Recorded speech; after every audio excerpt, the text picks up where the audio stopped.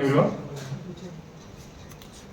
గత నెల 23వ తేదీ నాడు Cloud9 అపార్ట్మెంట్స్ హైటెక్ సిటీ సమీపంలో ఉన్నటువంటి Cloud9 అపార్ట్మెంట్స్లో ఒక రేవ్ పార్టీ జరుగుతున్నట్లు సమాచారం వచ్చినప్పుడు మా STF బీటీ స్టేట్ టాస్క్ ఫోర్స్ బీటీ ఎక్సైజ్ సూపరింటెండెంట్ ప్రదీప్ రావు గారి ఆధ్వర్యంలో రేవ్ కండక్ట్ చేయడం జరిగింది.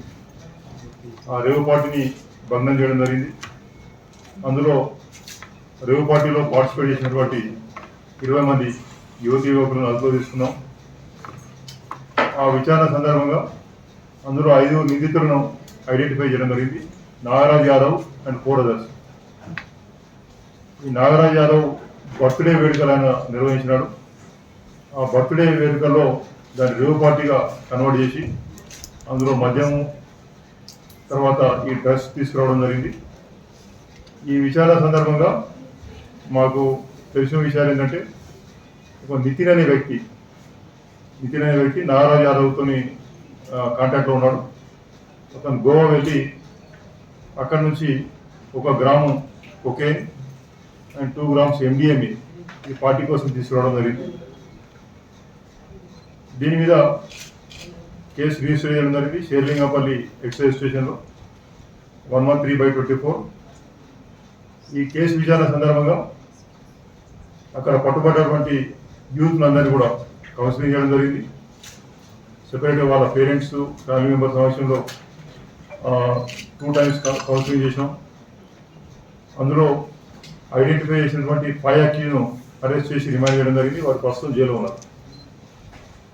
అయితే దీంట్లో ఈ డ్రగ్స్ ఎక్కడ నుంచి వచ్చినాయి ఇంకెవరితో కాంటాక్ట్ ఉన్నారని విచారణ చేసే సందర్భంలో ఆ గోవా నుంచి తీసుకొచ్చినటువంటి డ్రగ్స్ తీసుకొచ్చినటువంటి నితిన్ అనే వ్యక్తికి లోకేష్ అనే వ్యక్తి కాంటాక్ట్లో ఉన్నాడు. లోకేష్ అనే వ్యక్తి కూడా అతను ఈ డ్రగ్స్ పెల్లింగ్ చేస్తున్నాడని చెప్పి వచ్చినటువంటి సమాచారం మేరకు ఫర్దర్గా దాంట్లో మా STF టీం కంటిన్యూస్గా దాన్ని ట్రాక్ చేయడం జరిగింది.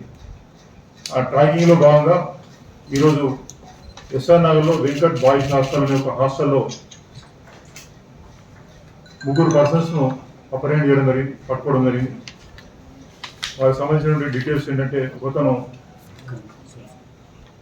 KM ఆరిఫ్ అనే ఒక వ్యక్తి, ఇతను చిత్తూరు జిల్లా పలమనేరుకు సంబంధించినటువంటి వ్యక్తి, డిగ్రీ ఫైనల్ ఇయర్ చదువుతున్నాడు, బీకామ్ కేంబ్రిడ్జ్ ప్రీ యూనివర్సిటీ బెంగళూరులో. ఈ బీకామే కాకుండా ఇతను గ్రాఫిక్ డిజైనింగ్ కోర్స్ కూడా చేస్తున్నాడు. వీళ్ళ ఫాదర్ ఒక చిన్న వ్యాపారి, మటన్ షాప్ నిర్వహిస్తుంటాడు చిత్తూరు పలమనేరులో. ఇతని ఉన్నతమైన చదువులు బాగా చదివించాలి, మంచి బాగా సెటిల్ కావాలని చెప్పి కోరికతో వాళ్ళ ఫాదరు చాలా కష్టపడి ఖర్చు పెట్టుకొని సంవత్సరానికి 80,000 రూపాయలు ఇంజనీరింగ్ ఈ బీకామ్కు పే చేస్తున్నాడు. అదేవిధంగా గ్రాఫిక్ డిజైనింగ్ కోసం 20,000 రూపాయలు పే చేస్తున్నాడు. అతని లివింగ్ ఎక్స్పెన్సెస్ కూడా డబ్బులు పే చేస్తున్నాడు అతి కష్టం మీద. ఇతనికి లోకేష్ రావు అనే ఒక వ్యక్తి, వీరిద్దరు కూడా హాస్టల్లో roommates.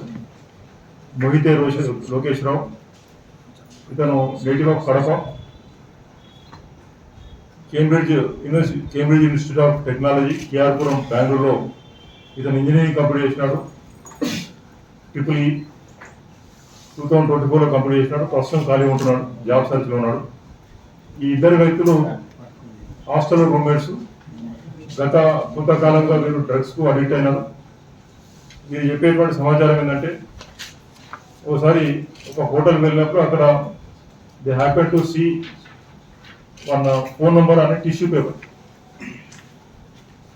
If you have interest for drugs contact అని ఒక కాంటాక్ట్ నెంబర్ ఉంటే దాన్ని కాంటాక్ట్ చేసినాము. ఆ నంబర్ నైజీరియాకి సంబంధించిన వ్యక్తిది. అప్పటి నుంచి అతనితో పరిచయం అయింది.